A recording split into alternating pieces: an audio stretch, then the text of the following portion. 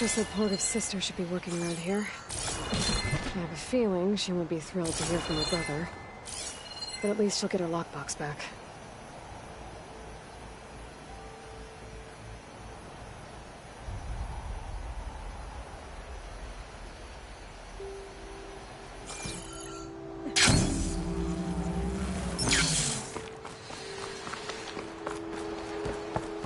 Marsa?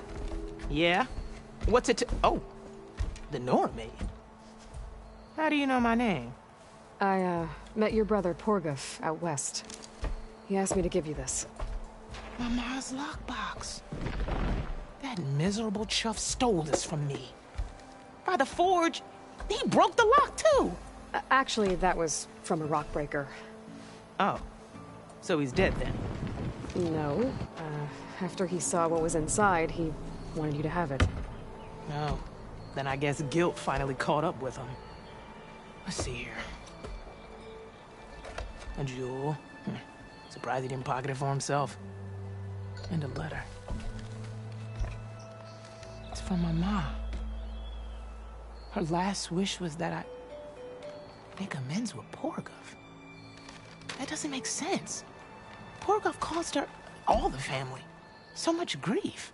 Always running off to chase easy shards instead of helping Dad at the forge. Why would I want him back in my life?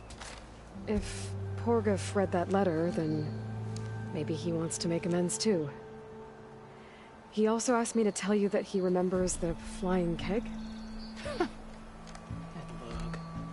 When we were kids, we used to grab a metal panel and slide down this big hill. But one day, Porgev got the idea to use an old keg. He climbed inside and off he went. Only, he didn't stop at the bottom of the hill.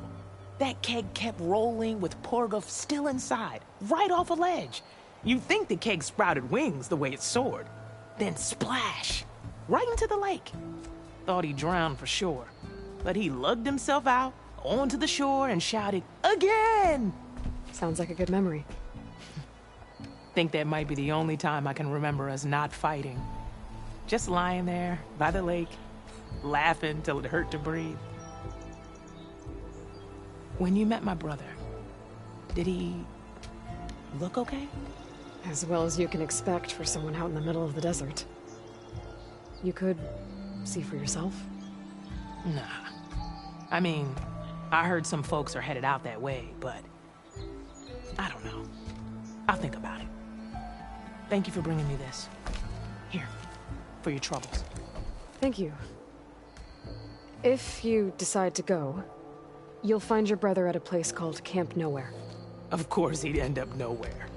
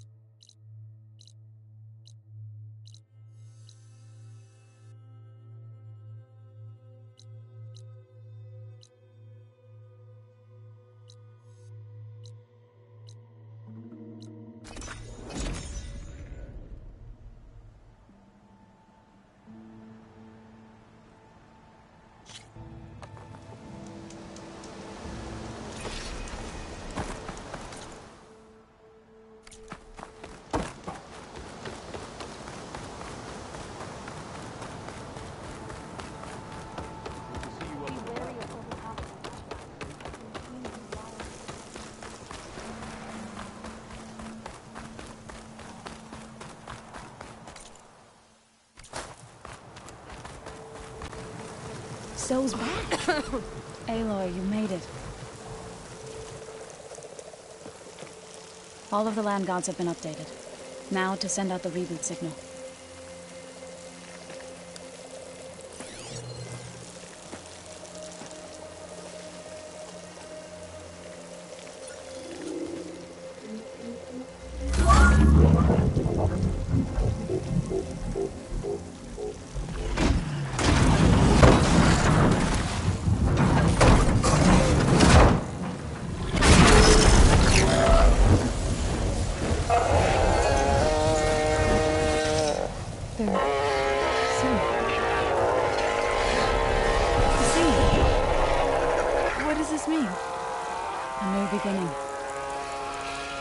Gaia told me T, Zoe, and the rest. She called it a reboot sequence.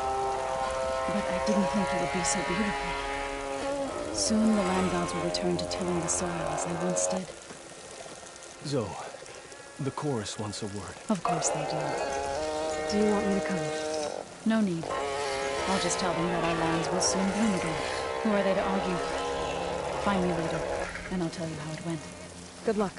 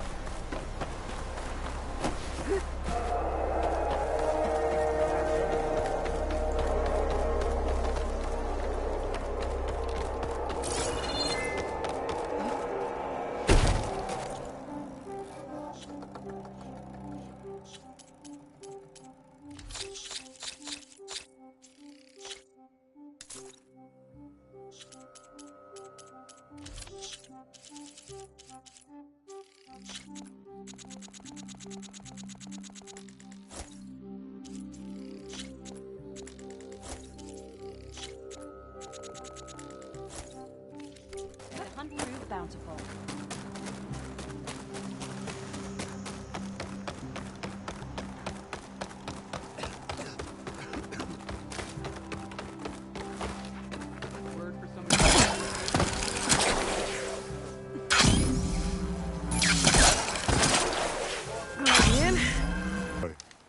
I hear you've been making quite the impression on the clan lands.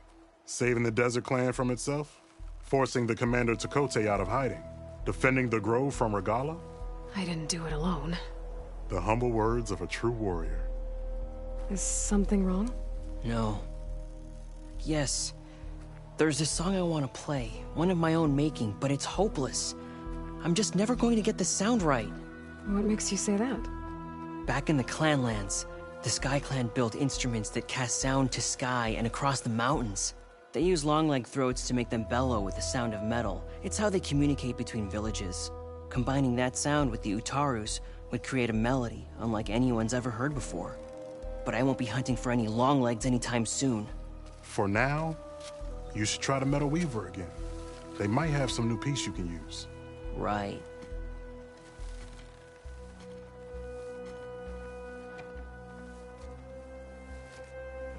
This song means a lot to him, doesn't it?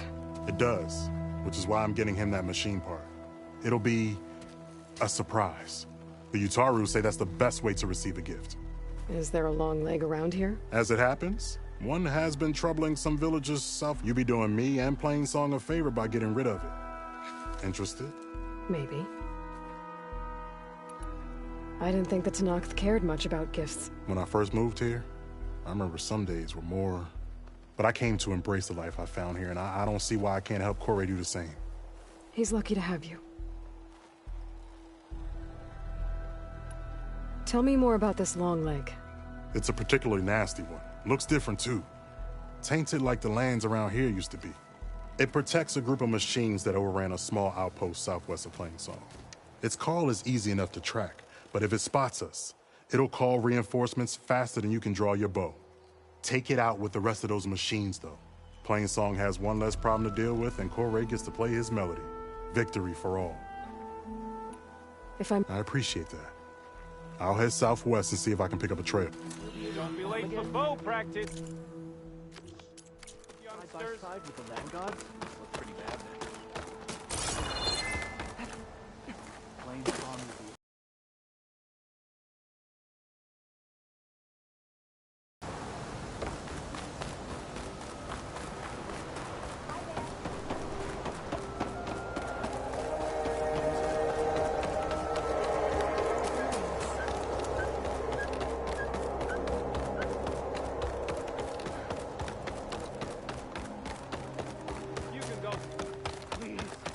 One more search. Let this go. What's going on here? You're the one who spoke before the chorus. Maybe you can help. This is not your concern, Outlander. Have we not tolerated enough of your intrusions? I think you can handle one more. What is it? My wife, Kalai. She was to join the chorus. She went up to the promontory to perform the rite of discovery, but she must have fallen. And now they are abandoning the search. We have done enough, Bree. The search party found nothing but her instrument broken beside the riverbed. And atop the promontory was only the dye she used for the ritual. We will not ask more of our people to risk their lives because of one woman's stubbornness. But the seed she carried deserved to be planted and remembered. I heard how you helped the land god Ray. How you saw what no one else could. Please, will you look for her seed pouch? False hope is a creeping vine. How was Kalai chosen to join the chorus? The chorus chooses its own, but they can't do so in isolation. They must listen to the people. Kalai was a growing voice for new ideas instead of old traditions, and her beliefs were catching on. We cannot deafen ourselves to dissonance, unpleasant though it might be. So you had to admit Kalai, or risk legitimizing her ideas even more. The Outlander catches on quick. The rite of discovery. What is it exactly? It's a pilgrimage to the Promontoria. The place where the first Utaro beheld Plainsong. Kalai was to follow the path our ancestors took. Mark her eyes with dye and then play her song while overlooking the land. She then would have added her mark on the promontory itself, joining the marks of those who came before. Every new chorus member used to make the journey. But because of the derangement, the practice has been abandoned. Too dangerous. No one's done it for years. Then why did she do it? We all urged her not to, but as was her way, she ignored our warnings. She thought it would lend strength to her point of view. She needed to prove that she respected the old ways, even as she advocated against them. Then maybe more people would listen. What were Kalai's political beliefs? Radical. You would have gotten along. Plainsong was dying. But Kalai believed we didn't have to die with it, as the wind carries the seed to distant lands. She proposed that the Utara leave Plainsong and seek out a new home. We are bound to this land. A tree cannot pick up its roots, even as fire approaches. But you're not trees. It doesn't matter now.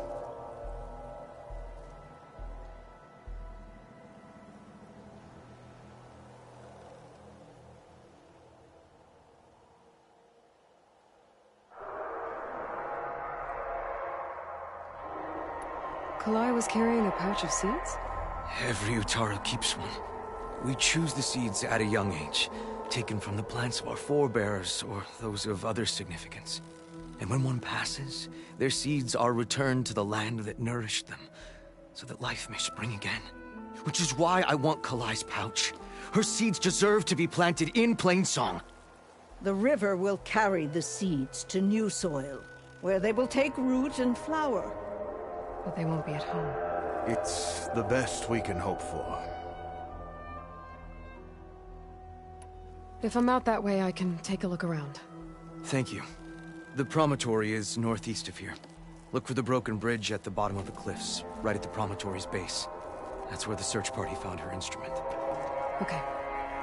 That all right with you? How you waste your time is not my concern. Searching for what the land has already reclaimed is fruitless.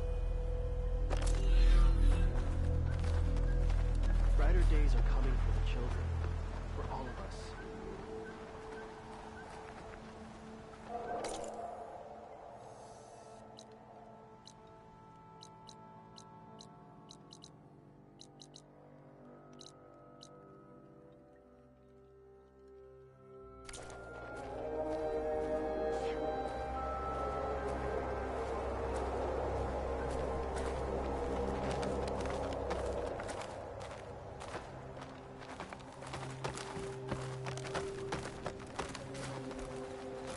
The child, Ray, was bold and strong, and her mind was Let them rot On the forest floor? What's going on here? Sounds like there's a problem. We're speaking about something important, Outlander. Yul, please. Later. A reminder of why I often prefer plants to people. They're so much less demanding. I apologize for Yul. She used to be friendlier, but grief robs many of their kindness. Grief? You and Zoe brought the land gods back to us, but troubles from our time of want remain. As our crops failed, we sent hunting parties to the Old Growth, a forest to the north, to bring back meat. A machine slaughtered the last party we sent out. A cloth strider. But to hear the lone survivor tell it, more deadly than any we've seen before. I saw you up there when I spoke in front of the chorus. Yes. I'm sorry I couldn't do more to help you, and especially Zoe. Many Utaru like to think we're above politics, but that is far from true. I don't often agree with Fane, but I have to work closely with him on many matters. So you didn't want to cross him? Not in such a public way, no. I hope you don't hold it against me. What's done is done. It all turned out in the end. Tell me everything you know about the machine that attacked your hunters. It fell upon them near the edge of the Old Growth. One of them, Ven, survived and made it back to Plainsong. If you wish to question him, he's recovering with our healers. The other 4 hunters weren't so fortunate. It must be a powerful beast. Can you destroy it? I've handled tough ones before. Good. If it ventures beyond the forest, no one will be safe. One more thing. Every Utaru wears a small pouch of seeds, given at birth, planted at death.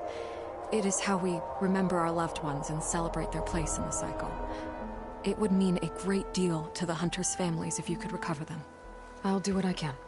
I know you will. Be careful in the forest. Before I head for the old growth, I might...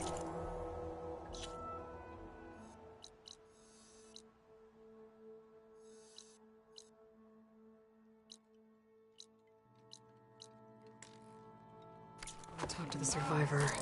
See what he can tell me about the Clawstrider. Today, Dre asks, where does the world begin? And where does it end?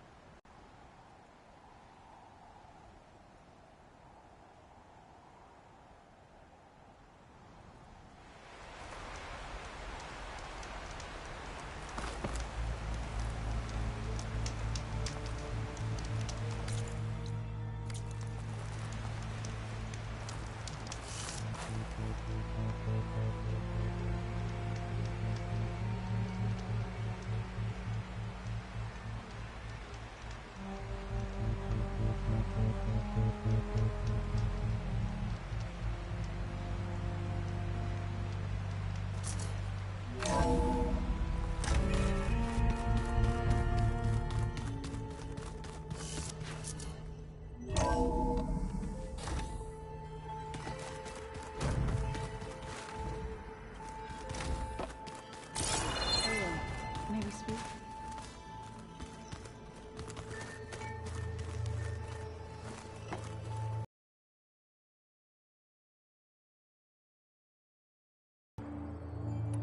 How's it going with the arm? It is nearly complete, but I'm still adjusting the fittings. Soon, I must test it. Looking forward to it.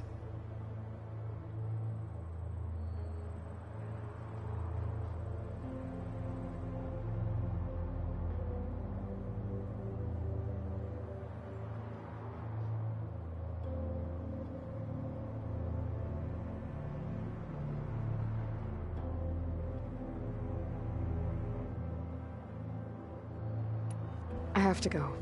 Keep your bow. Yes? How's it? It is. Looking. I gotta head up. Stay alert.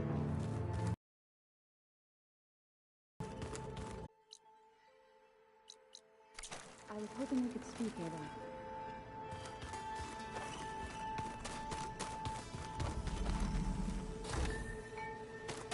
Dinosaurs.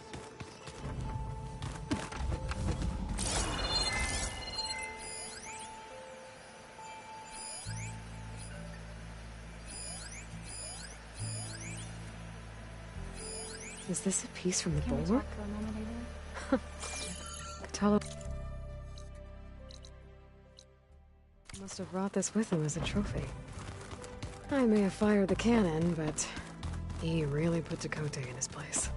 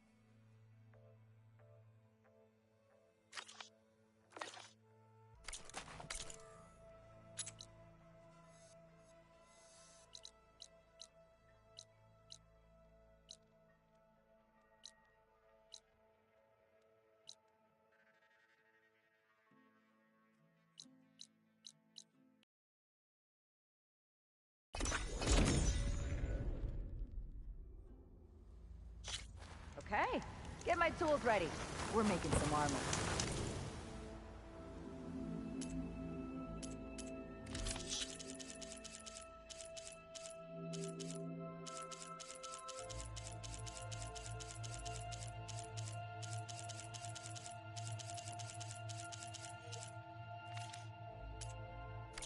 Don't want to trade? No rough